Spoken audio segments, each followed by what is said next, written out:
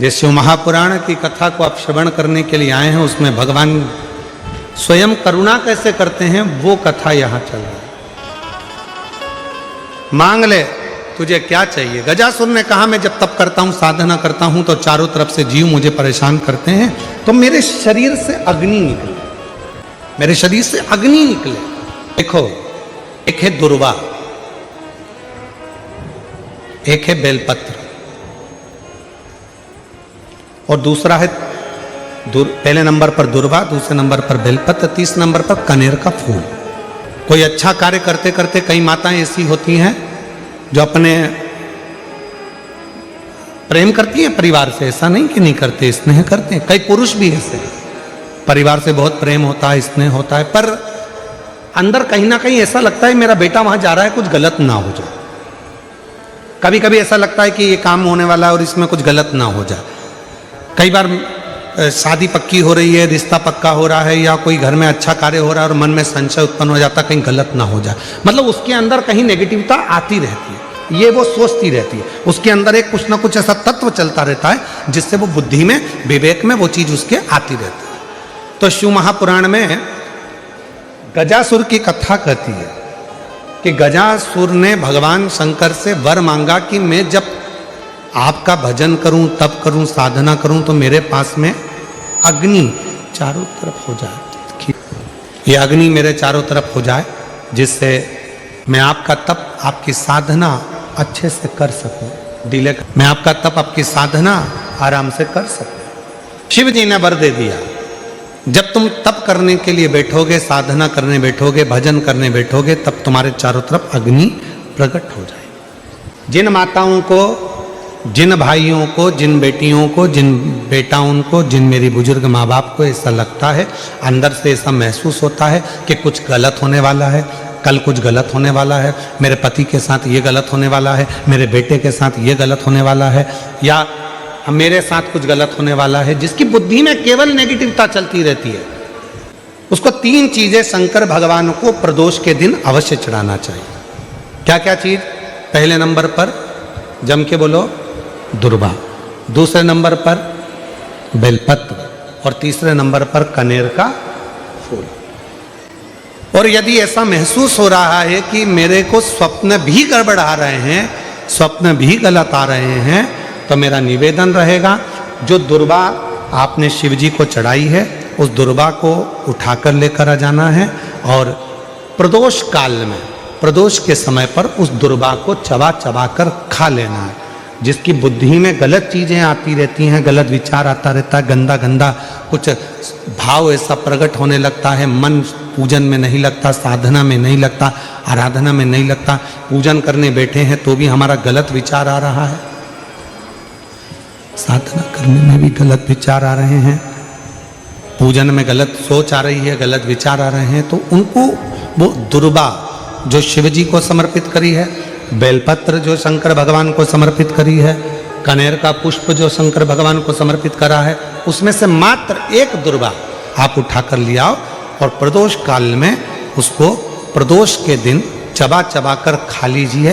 फिर कभी जिंदगी में कभी गलत विचार, गलत सोच और गलत दृष्टि नहीं जाएगी और आपका ध्यान केंद्रित शिव की ओर है, भगवान शंकर की ओर केंद्रित रहेगी। चारों तरफ अग्नि लग गई, चारों तरफ। अब गजासुर ने वापिस तप करना प्रारंभ करा, साधना वापिस प्रारंभ करा। भगवान भोलेनाथ फिर प्रकट हो गए, शिव जी वापिस प्रकट हो गए। गजासुर मांगो, तुमको क्या चाहिए, क्या दें तुमको? गजासुर ने कहा अब तो मैंने मांगने के लिए तप ही नहीं करा। भोलेनाथ जी कहने लगे तुमने तप करा तो मेरा आगमन हुआ। दुनिया के लोगों को लगता है कि शंकर भगवान को हम एक लोटा जल चढ़ाते हैं और शिव जी हमारी मनोकामना वहीं बैठकर पूरा कर देते हैं।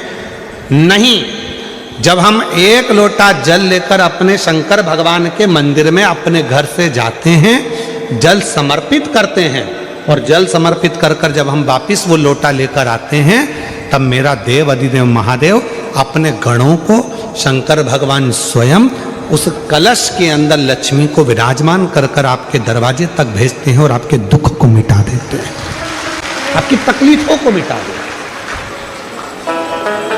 आपके कष्टों को मिटा देते हैं, आपकी तकलीफों को मिटा देते हैं, आपके कष्टों को मिटा देते हैं। भगवान शंकर कृपा करते हैं, दया करते हैं, करुणा करते हैं। शिव कथा कहती है, भगवान शंकर का पवित्र चरित्र कहता है, गजासुर अब तुम्हें क्या चाहिए वो मांगो। गजासुर ने कहा, मैंने अब जो तप करा था वो मांगने के लिए नहीं करा, अब मैंने मांगने के लिए तप नहीं करा। और यदि मेरे भोले बाबा यदि आप आ ही गए हो तो एक निवेदन करता हूं, आपको बार बार मेरे पास में आना पड़ता है। मैं तप करता हूं और आप भाग भाग कर बार बार मेरे पास में आते हो, इसलिए मैं आपसे एक निवेदन करना चाहता हूं कि अब आप कहीं मत जाओ, मेरे पेट के अंदर बैठ जाओ। शिव जी ने पूछा क्यों? गजासुर कहता है, यदि आप मेरे उदर में, मेरे पेट में आकर बैठ जाओगे तो फिर दुनिया का कोई दुख, कोई तकलीफ, कोई कष्ट जिंदगी में मेरे आएगा ही नहीं और मुझे आपको बुलाना नहीं पड़ेगा। आप स्वयं मेरे उदर में विराजमान रहो, मेरे पेट में विराजमान रहो। शिव जी ने तथास्तु कह दिया, ठीक है। गजासुर की कथा के बाद में अगर हम कथा का स्मरण करें तो हमारे भीतर ये भाव आता है कि शंकर भगवान के शिवलिंग पर चढ़ा हुआ जल जब हम पीते हैं तो हमारे 3 ताप, कायिक, वाचिक और मानसिक, ये 3 ताप हमारे समाप्त हो जाते हैं। क्यों समाप्त होते हैं? हमने इतना तप नहीं करा कि हम गजासुर जैसा तप कर कर भगवान शंकर को अपने पेट में बिठा सकें। हमने इतना तप नहीं करा कि भगवान शंकर को अपने उदर में बिठा सकें। हमने इतना व्रत नहीं करा कि शंकर भगवान को अपने पेट में बिठा सकें। हमने इतनी साधना नहीं करी कि शंकर भगवान को हम अपने उदर में, अपने पेट में बिठा सकें। पर शिव महापुराण की कथा कहती है, जब शंकर जी के मंदिर में जाकर हम शिव जी को 1 लोटा जल समर्पित करते हैं, उसमें से थोड़ा सा जल लाकर हम उस जल को आचमन करते हैं और वो जल जब हमारे पेट में, हमारे उदर में जाता है तो ये समझ कर रखें कि हमने शंकर को ही अपने उदर में अपनी रक्षा के लिए और अपने जीवन की रक्षा के लिए विराजमान कर दिया। इसलिए मेरी जीजियों से, मेरे जीजाओं से, मेरी बेटियों से, बेटाओं से, मेरे बुजुर्गों से निवेदन है, शिव जी को जल चढ़ाने जाओ तो जल थोड़ा सा आचमन जरूर करो। हम शिव को अपने उदर में नहीं बिठा सकते, हम भगवान शंकर को अपने पेट में, अपने उदर में विराजमान नहीं कर सकते, पर वो आचमन करने के बहाने हम शंकर भगवान को अपने उदर में, अपने गर्भ में बिठा सकते, शिव को बिठा सकते। गजासुर के पेट में, गजासुर के उदर में भगवान शिव विराजमान हो गए, बैठ गए। तीनों लोकों में हाहाकार मच गया कि शंकर भगवान है ही नहीं। शिव को ढूंढो, भगवान शंकर को खोजो। तब गए खोजने। आज माँ जगत जननी पार्वती की आंख में से आंसू बह रहा है कि मेरे प्रभु कहाँ चले गए, वे शंकर गए कहाँ? भगवान विष्णु ने माता पार्वती जी को निवेदन करा, माँ आप क्रोध नहीं करना, आप क्रोध मत करना माँ, मुझे मालूम है मेरे बाबा देवादिदेव महादेव कहाँ पर हैं। तो कहाँ? तो कहा गजासुर के पेट में भगवान शंकर विराजमान, गजासुर के पेट के अंदर बैठे, उदर में बैठे हुए। पार्वती जी ने कहा तो फिर वो मिलेंगे कैसे, कैसे प्राप्त होंगे, उनको मैं पाऊंगी कैसे, उनको प्राप्त कैसे करूंगी, वो मिलेंगे कैसे मुझको? भगवान नारायण ने कहा कि आप चिंता मत करो, उनको मैं लेकर आऊंगा।